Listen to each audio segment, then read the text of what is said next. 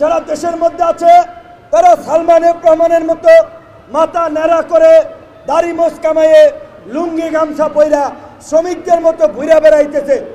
আর কিছু লোক ফেসবুক এবং ইউটিউবে হুমকি দিচ্ছে, রাতে মিছিল করছে, রাতে স্লোগান দিয়ে ভিডিও আপলোড করছে ফেসবুকে। আমাদের কথা পরিষ্কার, কোন এই ফাঁসিবাদের শক্তিকে যদি আপনারা মিছিল করতে দেখেন, মিটিং করতে দেখেন, আপনারা প্রতিহত করবেন, বাইন্দা রাখবেন, আমাদেরকে খবর দিবেন, আমরা আপনাদের সাথে যোগদান করে তাদেরকে উচিত শিক্ষা দেব। এই বাংলাদেশে সকল মানুষ রাজনীতি করবে, বাম ডান সকলের রাজনীতি করার অধিকার আছে। গণহত্যাকারী আওয়ামী লীগের রাজনীতি করার অধিকার নাই। দেশের জনগণ তাদের পাশে না থাকলেও ভারতীয় দাদারা তাদের পাশে দাঁড়াচ্ছে।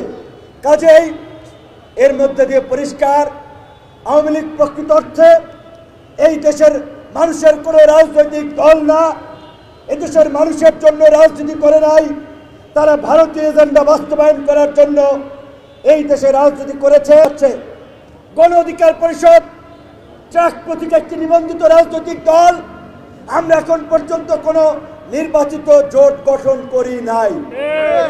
যদি কোনো দল ভোটে জেতার জন্য, ক্ষমতায় যাওয়ার জন্য আওয়ামী লীগের সাথে আঘাত করতে চায়, আওয়ামী লীগকে সুযোগ দিতে চায়, প্রয়োজনে আমরা এই দেশের এই গণ অভ্যুত্থানে অংশগ্রহণকারীদের মতো সাধারণ কৃষক শ্রমিককে নিয়ে আমরা আগামীতে নতুন রাজনৈতিক জোট গঠন করব। ভোটের মাঠে এই সাধারণ মানুষের প্রতিনিধিত্ব নিশ্চিত করার জন্য আম জনতাকেই নেতা বানাবো, মনোনয়ন দেব। বাংলাদেশে যেন গণ অভ্যুত্থানের চেতনাধারী কোনো সংগঠন এবং ব্যক্তিরা যেন গণ অভ্যুত্থানকে নিজের সম্পদ এবং নিজের দলের সম্পদে পরিণত করতে না পারে, সেই বিষয়ে আমাদের সচেষ্ট সজাগ আওয়াজ থাকতে হবে। এই গণ অভ্যুত্থানে বিভিন্ন দল মত এবং যারা রাজনীতি করে না, সংগঠন করে না, সেই সমস্ত মানুষও রাজপথে এসেছিল শুধুমাত্র হাসিনার পতনের জন্য। কাজে আজকে যারা এই হাসিনাকে আবার পুনর্বাসন করতে চায়, আওয়ামী লীগকে পুনর্বাসন করতে চায়, তাদের বিরুদ্ধে আমাদেরকে রুখে দাঁড়াতে হবে। যেমনিভাবে আমরা ফ্যাসিবাদের বিরুদ্ধে রুখে দাঁড়িয়েছিলাম।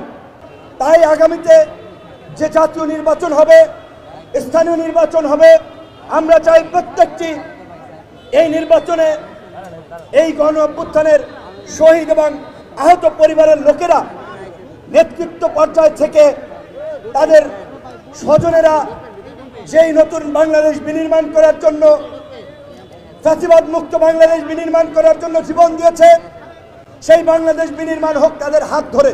আমাদের পরিষ্কার কথা, এই প্রায় 200 শতাধিক মানুষ জীবন দিয়েছে, অর্ধ লক্ষ মানুষ আহত হয়েছে, পঙ্গু হয়েছে, অঙ্গহানি হয়েছে। সেই আওয়ামী ফ্যাসিবাদের বিরুদ্ধে লড়াই করতে গিয়ে সেই আওয়ামী ফ্যাসিবাদকে যারা পুনর্বাসনের কথা বলবে, আওয়ামী ফ্যাসিবাদকে যারা নির্বাচনে অংশগ্রহণের কথা বলবে, আওয়ামী ফ্যাসিবাদের যারা রাজনীতির পক্ষে কথা বলবে, আমাদের নতুন লড়াই হবে তাদের বিরুদ্ধে। বড় বড় রাজনৈতিক দল, বিএনপি, জামাত সহ সমস্ত রাজনৈতিক দলকে বলবো, আওয়ামী লীগের প্রশ্নে আপনাদের অবস্থান কি আপনারা পরিষ্কার করুন।